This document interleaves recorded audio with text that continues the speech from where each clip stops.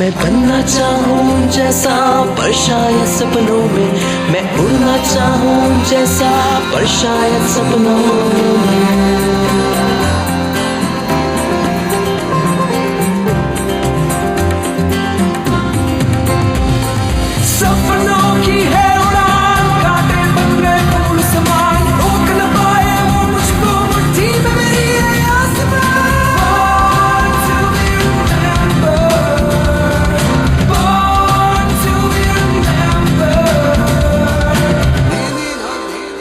दोस्तों, दिन दोगुनी और रात चौगुनी की कहावत हम सब ने सुनी है, लेकिन अगर हम इस कहावत को विश्व की जनसंख्या के साथ कोरिलेट करें तो ये काफी फीकी नजर आती है। हमारे इस शो की रोशनी लेकिन काफी बड़ी हुई है। बॉर्न टू बी रिमेम्बर्ड में बबीता जैन आपसे मिलने के लिए आ गई है। तो दोस्तों, क्या आपको मालूम है कि एक दिन में माफ कीजिएगा, 1 घंटे में पूरी दुनिया में कितने बच्चे जन्म लेते हैं? अगर मैं दुनिया की बात छोड़ भी दूं तो भी क्या आप बता सकते हैं कि सिर्फ हमारे देश में हर मिनट कितने बच्चे पैदा होते हैं? भारत में ये आंकड़ा लगभग 25 बच्चे प्रति मिनट का है, जिसमें सिर्फ वो बच्चे शामिल हैं जो अस्पतालों में जन्म लेते हैं। गांव और कस्बों के घरों में पैदा होने वाले बच्चों की संख्या इसमें शामिल नहीं है। अब आप आसानी से अंदाजा लगा सकते हैं कि जब भारत का ये हाल है तो दुनिया की कुल जनसंख्या कितनी तेजी से बढ़ रही होगी। 11 जुलाई 1987 में विश्व की जनसंख्या ने 5 अरब का आंकड़ा पार किया था और इसी वर्ष जनसंख्या वृद्धि के प्रति लोगों को जागरूक करने के मकसद से संयुक्त राष्ट्र ने हर वर्ष 11 जुलाई को विश्व जनसंख्या दिवस के रूप में मनाने का फैसला किया। इस वक्त पृथ्वी की कुल आबादी 7 अरब से भी ज्यादा है और वर्ष 2030-2040 के बीच ये आंकड़ा बढ़कर 9 अरब को भी पार कर जाएगा। तो दोस्तों, आइए आप और हम सब मिलकर ये संकल्प लें कि हम अपने और आसपास के लोगों में जनसंख्या वृद्धि के प्रति जागरूकता फैलाएंगे।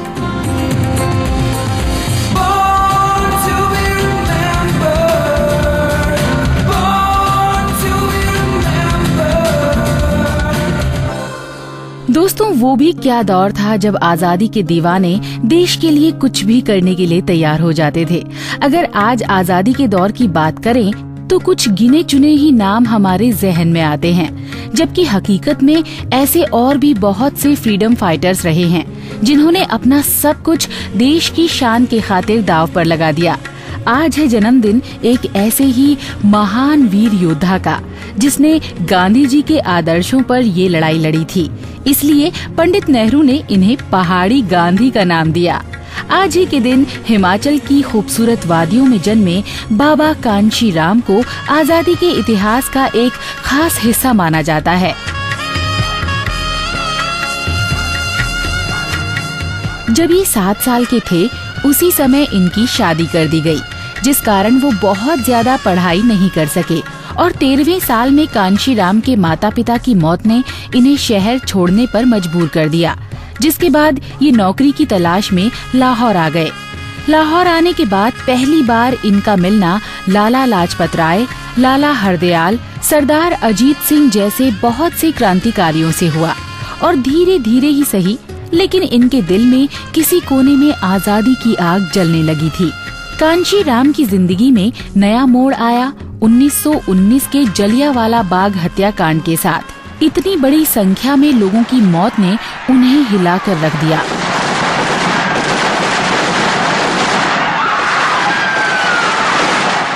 इस नरसंहार के बाद कांशी राम कांगड़ा यानी हिमाचल वापस आ गए और महात्मा गांधी के संदेशों को पहाड़ी भाषा में अपनी कविता के माध्यम से लोगों तक पहुंचाना शुरू कर दिया, जिस कारण इन्हें 5 मई 1920 को पहली बार 2 साल के लिए धर्मशाला जेल में डाल दिया गया। जेल में इनके साथ थे लाला लाजपत राय, जिन्होंने इनके अंदर की आग को हवा देने का काम किया और जेल से आने के बाद इन्होंने बड़े पैमाने पर ब्रिटिश शासन के खिलाफ कविताएं लिखनी शुरू की। उनकी कलम ने पूरे हिमाचल में अंग्रेजों के खिलाफ क्रांति का माहौल तैयार कर दिया, जिसके चलते इन्हें फिर से पालमपुर में गिरफ्तार कर लिया गया। इस तरह अपनी पूरी लड़ाई के दौरान वो 11 बार जेल गए और 9 साल से अधिक समय वहां बिताया। लेकिन जेल आने जाने के बावजूद इनकी जोश भरी भावनात्मक कविताओं का सिलसिला बदस्तूर जारी रहा। कांशीराम की जिंदगी में सबसे दर्द भरी सुबह अप्रैल 1931 में आई। ये वो दिन था जब भगत सिंह, सुखदेव और राजगुरु को फांसी दी गई थी। उस दिन के बाद से इन्होंने निश्चय कर लिया कि जब तक ये देश गुलामी की जंजीरों को तोड़कर आजाद नहीं होगा, तब तक वो सिर्फ काले कपड़े ही पहनेंगे। उनके इस ड्रेस कोड ने उन्हें पूरे देश में शियापोश जनरल यानी जनरल इन ब्लैक के नाम से मशहूर कर दिया। हिमाचली में समाज नी रोया, निके निके मनुआ जो दुख बरा बारी, ऐसी बहुत सी कविताएं हैं जो इन्होंने जेल में लिखी थी। इसके अलावा कांशीराम ने कुंडली दी कहानी, कांशी दी जवानी, नाना दी कहानी जैसी बहुत सी ऐसी कविताएं भी लिखी जो उनकी जिंदगी को बयां करती हैं। उनकी इन्हीं कविताओं के असर के कारण कांशीराम को बुलबुले पहाड़ के टाइटल से नवाजा गया, जिसका मतलब है नाइटिंगेल ऑफ द हिल्स। ये सम्मान इन्हें भारत की पहली महिला राज्यपाल और Nightingale of India Sarojini Naidu ने दिया था। आजादी के संघर्ष में इनके कंट्रीब्यूशन को देखते हुए पूर्व प्रधानमंत्री इंदिरा गांधी ने 23 अप्रैल 1984 को एक खास पोस्टेड स्टैंप निकाली थी। लेकिन इन सब के बावजूद आज कांशीराम का पुराना मकान बहुत ही खराब स्थिति में है और ये सोचने वाली बात है कि इनके घर के पास एक पक्की सड़क तक नहीं है। लेकिन उन्हें याद करना हमारी रिस्पॉन्सिबिलिटी है। इसीलिए आज बॉर्न टू बी रिमेम्बर्ड की तरफ से हम सब कांशीराम को सलाम करते हैं।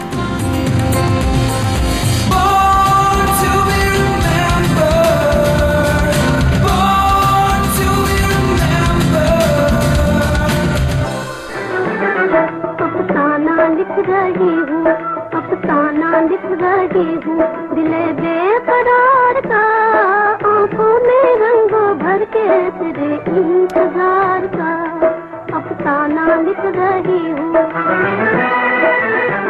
भारतीय सिनेमा के शुरुआती दौर का ये गाना आज भी पुराने गानों की फहरिस्त में कई बार शामिल किया जाता है, जिसमें अपनी आवाज दी थी उस समय की मशहूर गायिका उमा देवी खत्री ने, जिन्हें हम सब बॉलीवुड की कॉमेडी क्वीन टुनटुन के नाम से आज भी जानते हैं।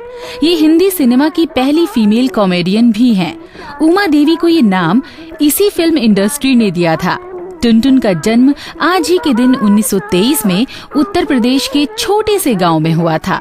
ये वो दौर था जब लड़कियों को स्कूल के लिए भी घर से बाहर निकलना मुश्किल होता था। ऐसे में उमा का संगीत के प्रति लगाव होना उनके घर वालों के लिए मुसीबत सा नजर आता था। घर वालों से छिपकर उमा इमली के पेड़ पर चढ़ जाती और घंटों रेडियो पर गानों को सुनती रहती। न सिर्फ गाने बल्कि उनके गीतकार और म्यूजिक डायरेक्टर का नाम भी वो ध्यान से सुनती थी। धीरे धीरे उमा के दिल ने भी अपना नाम रेडियो पर सुनने के ख्वाब बुनना शुरू कर दिया। उन्होंने अपनी एक दोस्त की मदद से हिंदी, अंग्रेजी और उर्दू लिखना और पढ़ना भी सीखा ताकि वो पढ़कर गा सके। उमा छोटी ही थी जब इनके माँ बाप नहीं रहे और इनकी परवरिश चाचा और भाई करने लगे। 13 साल की उम्र में इन्होंने घर छोड़ दिया और मुंबई आ गई। ये शहर उमा के लिए अनजान था, लेकिन उनके सपने यहीं से पूरे हो सकते थे। इसीलिए बिना कुछ सोचे समझे एक दिन उमा ने कंपोजर नौशाद का दरवाजा खटखटाया और कहा कि वो गा सकते हैं। ये सुनकर नौशाद साहब समझ भी नहीं पाए थे कि उमा ने उनसे एक मौका देने की बात कह दी। उमा के इस कदम ने उन्हें ऑडिशन का मौका दिया और नौशाद साहब ने उन्हें तुरंत ही काम पर रख लिया। उमा ने अपना पहला गाना नाजिर की 1946 में आई फिल्म वामिक अजरों में एक सोलो प्लेबैक सिंगर के तौर पर गाया, जिसके बाद तो इन्होंने नौशाद अली, AR करदार जैसे कई बड़े बड़े म्यूजिक डायरेक्टर्स के लिए काम करना शुरू कर दिया। मिलते ही आंखें दिल हुआ दीवाना किसी का, मिलते ही आंखें दिल हुआ दीवाना किसी का, अफसाना मेरा बन गया अफसाना किसी का, अफसाना मेरा बन गया अफसाना इस गाने में उमा की आवाज ने कुछ ऐसा जादू किया कि लोग उन्हें सुनने के लिए बेताब रहने लगे। लेकिन धीरे धीरे संगीत की दुनिया में नए नए एक्सपेरिमेंट्स होने लगे, जिसके चलते उमा का आशा भोसले और लता जी जैसे नए सिंगर्स के साथ कॉम्पीट करना थोड़ा मुश्किल होने लगा, जिसे देखते हुए नौशाद साहब ने उन्हें फिल्मों में एक्टिंग करने का सजेशन दिया। इसकी एक बड़ी वजह इनकी बबली पर्सनैलिटी भी थी। अरे विजय, तुम, मैं तो पहचान भी नहीं सकी तुम्हें। कॉलेज में क्या शान थी तुम्हारी, और अब ये फटे मजनू बने किसके लिए फिर रहे हो? पीछा ही नहीं छोड़ती। कौन है? बेकारी। ये बच्चे तुम्हारे ही हैं ना? अपने बाप के भी। ये गुल्लू, वो फुल्लू, और बाप का नाम भी कुछ मिलता ही जुलता है। संगीत के बाद स्क्रीन पर भी इनका जादू ऐसा चला कि इन्हें एक के बाद एक फिल्मों में कॉमिक रोल मिलने शुरू हो गए। इसके बाद उमा 1950 में दिलीप कुमार की फिल्म बाबुल में पहली बार नजर आई और लोगों के बीच बढ़ती उनकी चाहत ने उन्हें टुनटुन नाम दे दिया।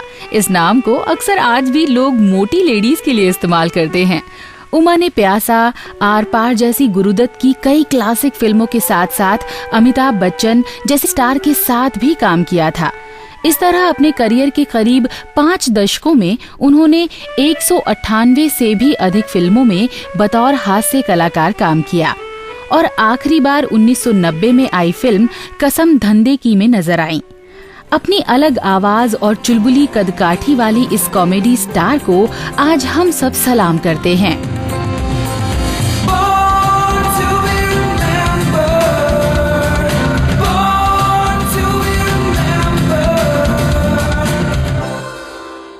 दोस्तों, 2003 में आई पॉपुलर फिल्म नेमसेक से हम सब शायद वाकिफ होंगे और इसलिए झुम्पा लहरी नाम भी आपके लिए काफी जाना पहचाना होगा।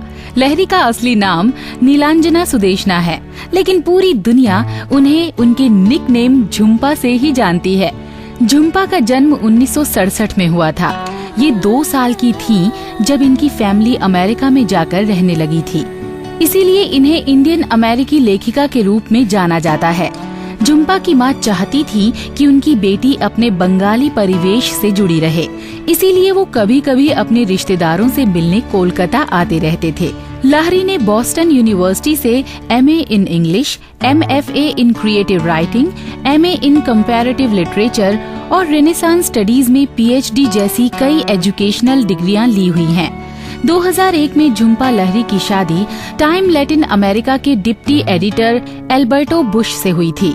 बुश इस वक्त टाइम लैटिन अमेरिका में सीनियर एडिटर के तौर पर काम कर रहे हैं। लहरी ने शुरुआती दौर में जो स्टोरीज लिखी थी, उन्हें कई सालों तक किसी भी पब्लिशर ने पब्लिश नहीं किया और फिर 1999 में उनकी पहली short story collection interpreter of maladies finally publish हुई।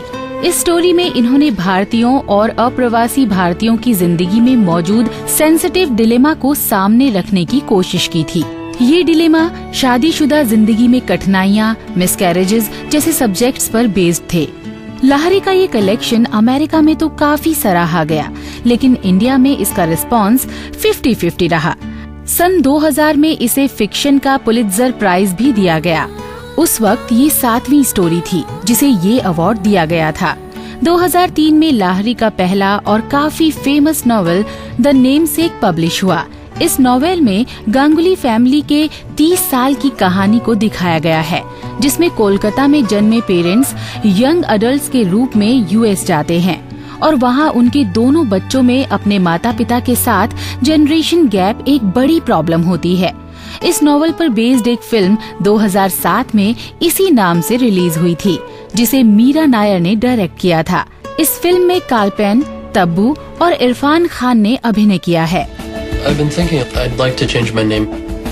Can you imagine Gogol on a resume or a business card? Do as you wish. I think your parents want you to marry a nice Indian girl. I don't care what they want. This is what I want. I wanted to tell you something. It is about your name. 2005 से झुम्पा लहरी pen American centre की vice president हैं। इनकी short stories का दूसरा collection अनअकस्टम्ड अर्थ 1 अप्रैल 2008 में release हुआ था। लहरी की राइटिंग हमेशा प्लेन होती है और उनके कैरेक्टर ज्यादातर अप्रवासी भारतीय होते हैं। उन्होंने ऐसी जनरेशन पर बहुत बार लिखा है जो अपने पेरेंट्स से अलग सोचते हैं और उनकी लाइफ उनसे अलग कैसे टर्न करती है। There is a preoccupation with the loss of one's parents, which I haven't experienced yet. Birth of a child, yes, I've experienced now twice. But the other side, I haven't experienced firsthand. I lost my mother-in-law and my father-in-law in the course of writing these stories, and so I think I came closer to it than I ever have. But at the same time, they weren't my own mother and father, so I sort of half approached that experience in life, and I think that combined with becoming a parent and having my kids, those were the two personal experiences that occurred more or less simultaneously and informed so much of these stories.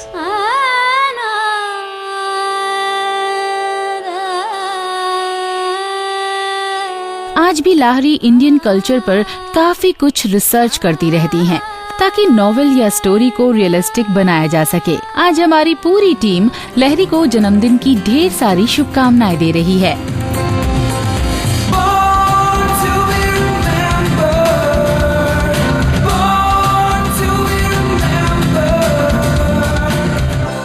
दोस्तों, writing, business और फिल्मों की दुनिया के बाद अब हम रुख कर रहे हैं एक ऐसी शख्सियत की तरफ जिसने दुनिया के सामने विश्व का पहला लेजर इंट्रोड्यूस किया था। ये एक ऐसी टेक्नोलॉजी है जिसमें लाइट बीम का इस्तेमाल किया जाता है और इसके बिना हम आज की अपनी लाइफ को इमेजिन भी नहीं कर सकते हैं। हमें इसकी बात का एहसास भले ही ना हो, लेकिन हर दिन हम किसी न किसी रूप में इस टेक्निक को जरूर यूज करते हैं। सुपरमार्केट में कैशियर के बारकोड रीडर से लेकर कॉम्प्लिकेटेड हथियारों तक में इसका इस्तेमाल किया जा रहा है।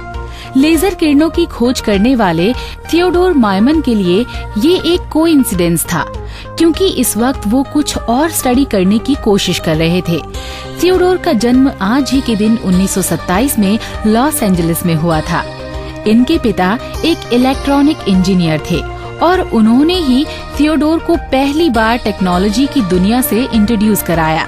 उनके घर पर ही एक छोटी सी इलेक्ट्रॉनिक्स लेबोरेटरी थी, जिस वजह से बहुत कम उम्र से ही थियोडोर ने इलेक्ट्रॉनिक्स सीखना शुरू कर दिया था और 12 वर्ष की उम्र में एक इलेक्ट्रिक अप्लायंस रिपेयर शॉप में उन्हें पहली नौकरी मिली। 17 साल की उम्र में थियोडोर ने अपना ग्रेजुएशन पूरा किया और नेशनल यूनियन रेडियो कंपनी में बतौर जूनियर इंजीनियर काम करने लगे।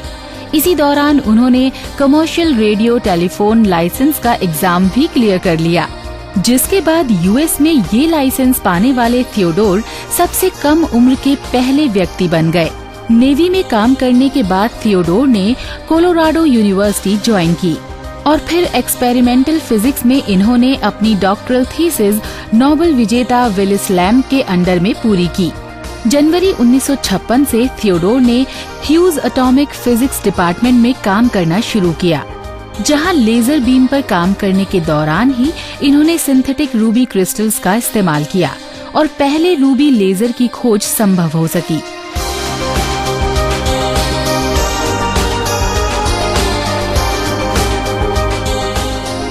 इस आविष्कार के बाद हर क्षेत्र में इनकी डिमांड होने लगी। साइंटिस्ट और इंजीनियर्स इनके अलग अलग एप्लीकेशंस को टेस्ट करने में जुट गए।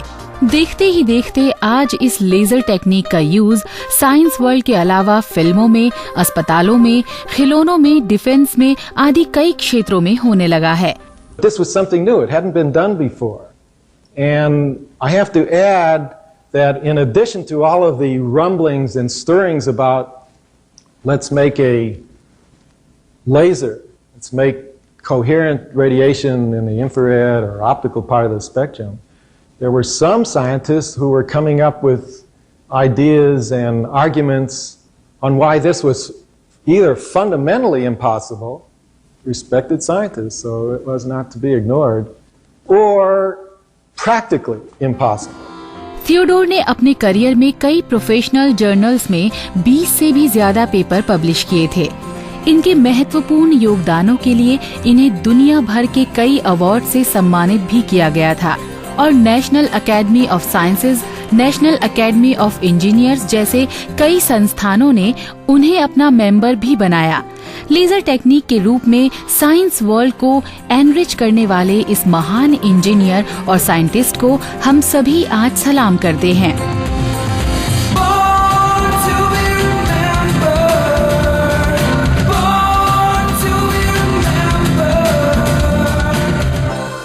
फ्रेंड्स, आपसे बातें करते करते हम अपने प्रोग्राम के आखिर तक पहुंच गए। तो अभी फिलहाल के लिए बबीता जैन को दीजिए इजाजत। अपना ख्याल रखिएगा, मिलेंगे बहुत जल्द। Bye bye. मैं बनना चाहूँ जैसा पर शायद सपनों में, मैं उड़ना चाहूँ जैसा पर शायद सपनों में।